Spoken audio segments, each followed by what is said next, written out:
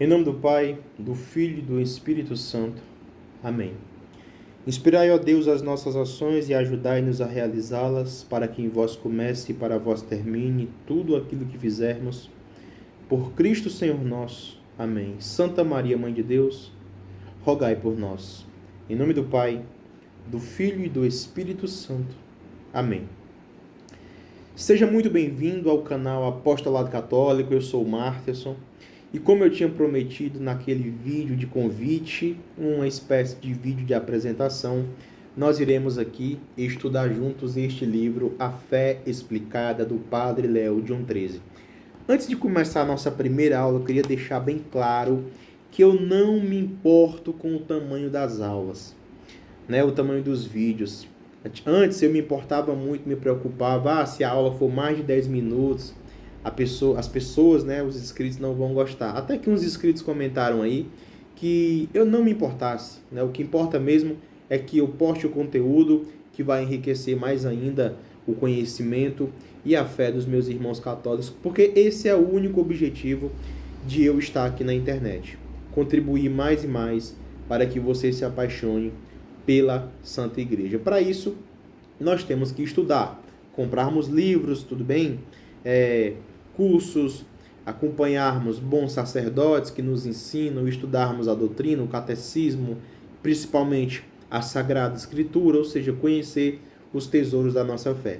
E, como combinado, nós iremos aqui iniciar os estudos deste livro. Nós estamos aqui praticamente no capítulo 1. Eu não sei se você tem o livro, eu deixei o link na descrição do vídeo anterior, vou deixar nesse também para você adquirir, para que você possa ter o livro em mãos, fazer as marcações. Eu não consigo ler um livro se eu não estiver marcando ele. Então, o meu livro é todo marcado, como você pode ver aqui. Cada página que a gente for abrir aqui vai ter marcações. Eu não consigo estudar, eu não consigo ler sem ter um lápis na mão, tá certo?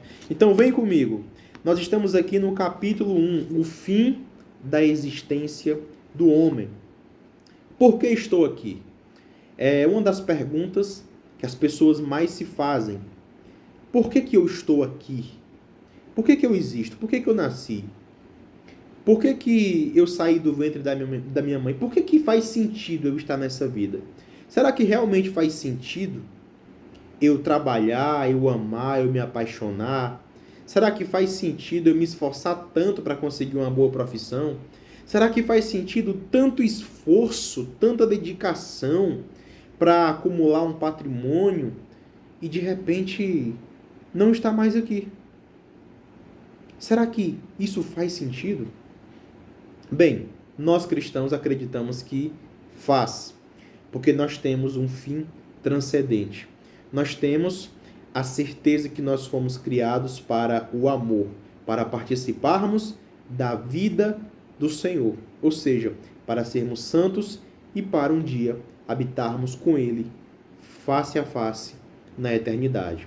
Eu vou começar aqui a leitura e fazer alguns comentários. Será que o homem é um mero acidente biológico? E o gênero humano uma simples etapa num processo evolutivo cego e sem sentido? Será que esta vida humana não passa de uma cintilação entre a longa escuridão que precede a concepção e a escuridão eterna que virá após a morte? Isso aqui é o ateísmo puro. Ou seja, é tudo um acaso, é tudo um materialismo. E eu sei, e eu serei apenas um grão de poeira insignificante no universo, lançado à existência pelo poder de um Deus criador indiferente, como a casca da laranja inútil que se joga fora sem pensar? Tem a vida alguma finalidade, algum plano, algum propósito, enfim? De onde é que eu venho? E por que eu estou aqui? E para onde eu vou? Quantas pessoas nesse exato momento estão se fazendo essas perguntas? E eu não falo pessoas que estão me assistindo, não, pessoas que estão ao redor do mundo, espalhadas pelo mundo, que estão angustiadas, tristes, se perguntando por que eu estou aqui. E quantas pessoas já nos perguntaram por que nós existimos? E muitas vezes nem nós soubemos dar essa resposta. Continuando, estas são as questões que qualquer pessoa normal levanta quando atinge idade suficiente para pensar com certeza, com certa sensatez. Por isso, o Catecismo da Igreja Católica propõe já no prólogo a questão de nossa origem e nosso fim. Olha o que é que o Catecismo vai falar. Ó. Deus, infinitamente perfeito e bem-aventurado em si mesmo, num desígnio de pura bondade, criou livremente o homem para fazê-lo participar de sua vida bem-aventurada. Deus, bastando-se a si mesmo, não precisando de nada mais, não precisando de nenhuma felicidade, porque tem algumas pessoas que gostam de dizer o seguinte: Deus estava triste e criou o homem para ser companheiro dele. Não, Deus nunca esteve triste. Quando Deus estava sozinho na Santíssima Trindade, na eternidade, a Trindade nunca se sentiu triste, nunca se sentiu sozinha, tá certo? Porque se tem uma coisa que jamais iria preencher Deus, é o homem, tá? É justamente o contrário. É o homem que tem um vazio do tamanho de um Deus, e não Deus que tem um vazio do tamanho de um homem. Então Deus não estava triste para nos criar. Por que ele nos criou? Deus nos criou por amor.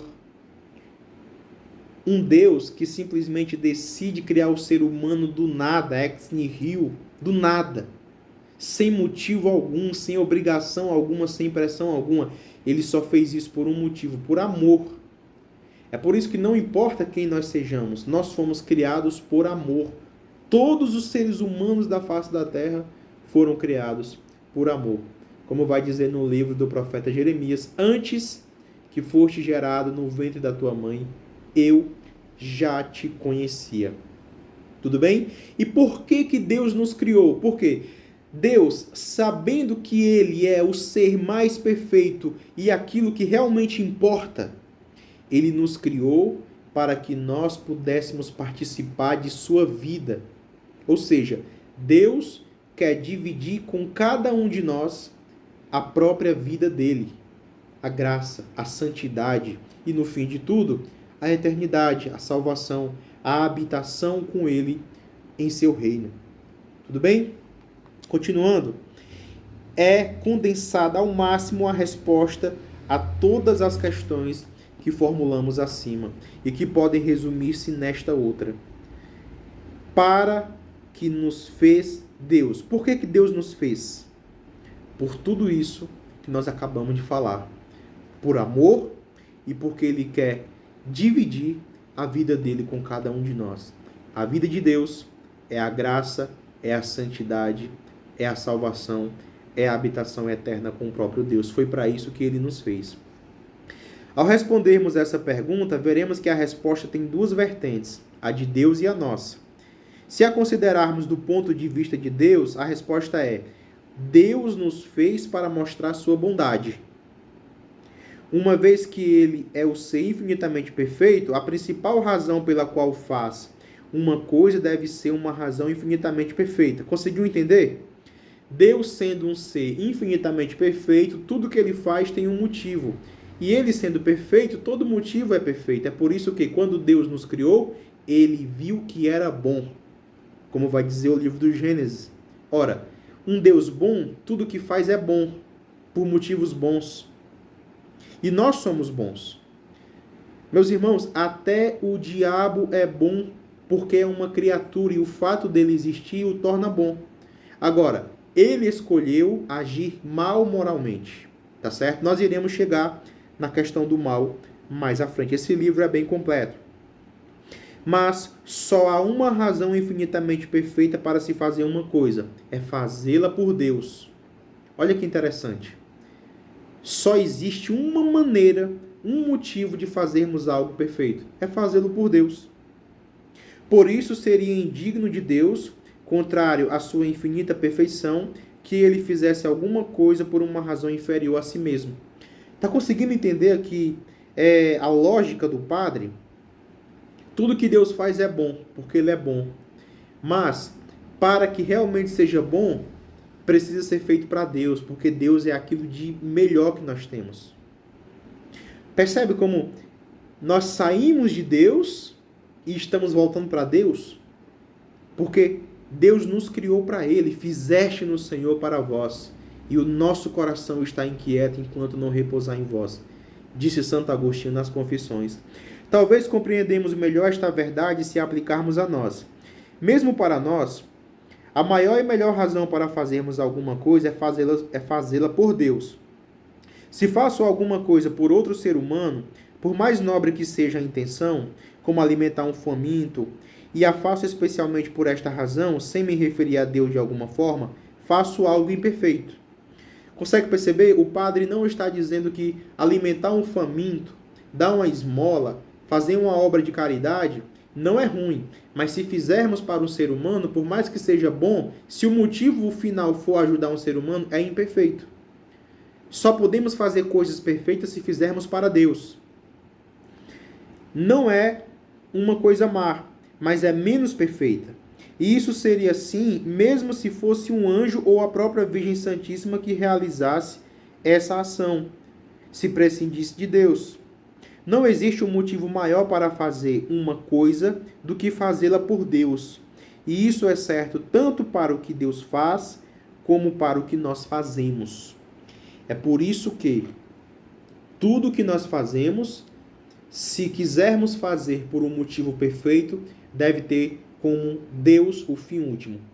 O serviço que nós fazemos na igreja, o alimento que damos ao pobre, nunca pode ter como objetivo final a própria ajuda do pobre, ao pobre, o próprio serviço na igreja. O objetivo final é sempre o próprio Deus, engrandecer o Senhor. Tudo bem? Ajudamos o pobre porque estamos fazendo ao Senhor. Tudo aquilo que fizerdes a um desses pequeninos, foi a mim que fizestes, disse o Senhor Jesus. Tá certo? Dando continuidade, a primeira razão, a grande razão pela qual Deus fez o universo e nos fez a nós, foi, portanto, a sua própria glória. Então, que fique bem claro aqui na página 12, tá certo? Se você está com o livro. Deus criou tudo para a glória de Deus. Ele criou tudo para a sua própria glória. E isso não é egoísmo. E é por isso que nós, sabendo que tudo foi criado para a glória de Deus, precisamos cooperar e também fazermos tudo para a glória de Deus. Nada para a nossa glória, nada para o nosso próprio engrandecimento. Para mostrar o seu poder e bondade infinitos, Deus criou tudo para a sua glória. O seu infinito poder mostra-se pelo fato de existirmos. A sua infinita bondade pelo fato de Ele nos querer fazer participar do seu amor e felicidade. E se nos parece que Deus é egoísta por fazer as coisas para a sua própria honra e glória, é porque não podemos deixar de pensar nele em termos humanos. Pensamos em Deus como se fosse uma criatura igual a nós. Mas a verdade é que não existe nada nem ninguém que mais mereça ser objeto do pensamento de Deus ou de seu amor que o próprio Deus. Isso aqui vai entrar numa questão sobre a Santíssima Trindade, que provavelmente depois iremos abordar, sobre as processões que vêm da Santíssima Trindade. Ou seja, quando nós escutamos essa frase, Deus criou tudo para a glória dele, automaticamente, por sermos limitados, e mesmo que fôssemos um anjo, nós iríamos ter limites, tá? A nossa inteligência iria esbarrar nos limites. Nós pensamos o seguinte: se Deus fez tudo para a glória dele, é porque ele é um Deus egoísta, é um Deus vaidoso, é um Deus orgulhoso. Não. Deus é aquilo de maior, de mais perfeito e de mais glorioso que existe. É por isso que tudo que ele faz é para ele mesmo. Porque se ele fizer alguma coisa que não seja para ele mesmo, ele está fazendo algo para seres imperfeitos. É como se ele fosse entregar um tesouro precioso para quem não sabe guardar. Somente Deus sabe guardar qualquer tesouro precioso. É por isso que tudo que ele faz tem ele como começo e tem ele como fim. Inspirai, ó Deus, as nossas ações e ajudai-nos a realizá-las, para que em vós comece e para que em vós termine tudo aquilo que fizermos. Por Cristo Senhor nosso. Amém. Em Deus começa tudo e termina tudo, porque Ele é o sumo bem. É tudo que nós temos. É tudo que nós temos. É tudo que os anjos têm. É tudo que a Virgem Maria tem. É tudo que os santos têm. É por isso que nada pode ser feito que não seja por Ele. Tudo foi feito nele, para Ele, por Ele. Amém? Continuando. No entanto, quando dizemos que Deus fez o universo e nos fez a nós para a sua maior glória, não queremos dizer, evidentemente, que Deus necessitasse dela de algum modo. Aqui é o erro de muitos católicos. Deus nos criou porque precisava de nós, porque estava triste, porque estava se sentindo sozinho. Ele nunca se sentiu sozinho. A Trindade Santa basta-se a si mesmo. Deus nos criou para que nós precisássemos dele, para que nós pudéssemos contemplar aquilo de mais maravilhoso que tem, para que nós pudéssemos tocar com as nossas próprias mãos, assim como São João vai dizer em sua carta, tocamos o Verbo, e um dia nós, que hoje tocamos o Verbo, hoje tocamos o Eu Sou pela fé, um dia iremos tocá-lo, um dia iremos realmente vê-lo face a face. Isso é maravilhoso, e é por isso que Ele nos fez, sem motivo algum, sem necessidade alguma Ele nos fez, e viu que era bom. Amém? A teologia, quando ela é contemplada de maneira humilde, de maneira sincera, de maneira verdadeira, quando a gente vai abrindo mão dos nossos achismos, e quando vamos sendo convencidos pela verdade, a gente vai se apaixonando, né? Não estranhe se no decorrer desse livro eu chorar, porque realmente tem coisas aqui que, quando a gente consegue perceber, pelas luzes do Espírito Santo, uma verdade maravilhosa, seja da teologia, seja da filosofia, normalmente a gente chora. E se a gente não chora por fora, a gente chora por dentro. A glória que dão a Deus as obras de sua criação é que denominamos glória extrínseca. É algo fora de Deus, que não lhe acrescenta nada. Guardadas as devidas proporções, é como um artista com grande talento para a pintura e a mente repleta de imagens. Se as projeta sobre a tela para que os outros vejam e admirem, isso de certa forma não lhe acrescenta nada, não o torna melhor nem mais talentoso do que era antes.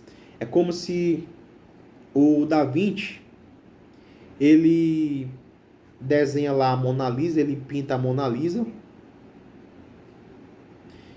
e alguém olhe para a Mona Lisa e diga: nossa, se não fosse a Mona Lisa, Da Vinci não era quem ele é. Isso é uma aberração. Se não fosse qualquer pintura, mesmo que ele não pintasse nada, nunca pintou nada, ele seria o grande autor. Da mesma forma é Deus. As coisas que nós vemos, que podemos ver as coisas criadas, como vai dizer o livro de Romanos, e podemos contemplar a Deus. O Concílio Vaticano I também vai dizer que nós, através das coisas criadas, podemos contemplar a Deus. Isso não aumenta em nada a glória de Deus. É o grande autor que fez suas maravilhas por amor, mas não lhe acrescenta em nada. Se ele não as tivesse feito, ele continuaria sendo o grande autor. Assim, Deus nos fez primordialmente para a sua honra e glória. Daí que a primeira resposta à pergunta: para que Deus nos fez? Por que ele nos fez? Seja, para mostrar sua bondade. Porém, a principal maneira de Deus demonstrar sua bondade baseia-se em que nos criou com uma alma espiritual e imortal, capaz de participar da sua própria felicidade. Deus nos criou com uma alma dotada de capacidade de participar da vida de Deus. É como se na nossa alma o Senhor tivesse colocado uma capelinha, uma capela bem pequenininha. Nem grande nem pequena, na verdade. Apenas um lugar que somente a Santíssima Trindade pode entrar. Tão pequena que nenhum outro Deus que se acha grande entra, e tão grande para caber a Santíssima Trindade. Deus nos ama tanto que colocou em nós esta possibilidade da nossa alma ter uma vida especial ligada a Ele, que nós vamos chamar de espírito. Mais à frente nós iremos nos aprofundar. Mesmo nos assuntos humanos, sentimos que a bondade de uma pessoa se manifesta pela generosidade com que compartilha a sua pessoa e as suas posses com os outros. Da mesma maneira, a bondade divina manifesta-se sobretudo pelo fato de nos fazer participar da sua própria felicidade, de nos fazer participar de si mesmo. Deus quis que o ser humano participasse dele. E é por isso que nós já começamos a participar do próprio Deus. Quando somos batizados, somos filhos de Deus, entramos no corpo de Cristo, mas através da vida da graça, da vida de santidade, o estado de graça faz com que o próprio Deus habite em nós e nós, de alguma maneira, somos parte dele. Isso aqui não é teologia doida, tá certo? Nós somos Deus. Não, não é isso, tá certo? Não é isso, pelo amor de Deus. Continuando aqui a leitura. Onde foi que eu parei? Por essa razão, ao respondermos do nosso ponto de vista a pergunta, para que nos fez Deus? Dizemos que nos fez para participar da sua vida bem-aventurada, da sua vida santa. As duas respostas são como que as duas faces da mesma moeda, o anverso e o reverso. A bondade de Deus fez-nos participar da sua felicidade, e a nossa participação na sua felicidade mostra a bondade de Deus. Deus é bom porque nos criou para participarmos da vida feliz dele, e essa participação mostra a bondade de Deus. Saímos de Deus, vamos voltar para Deus. Nos criou por amor, porque ele é bom, tá certo? Bem, o que é essa felicidade da qual vimos falar aqui e para a qual Deus nos fez? Que felicidade é essa? Que vida bem-aventurada é essa? É isso que nós veremos no próximo vídeo. Fique com Deus e com Nossa Senhora. Abraço e até a próxima. Em nome do Pai, do Filho e do Espírito Santo. Amém.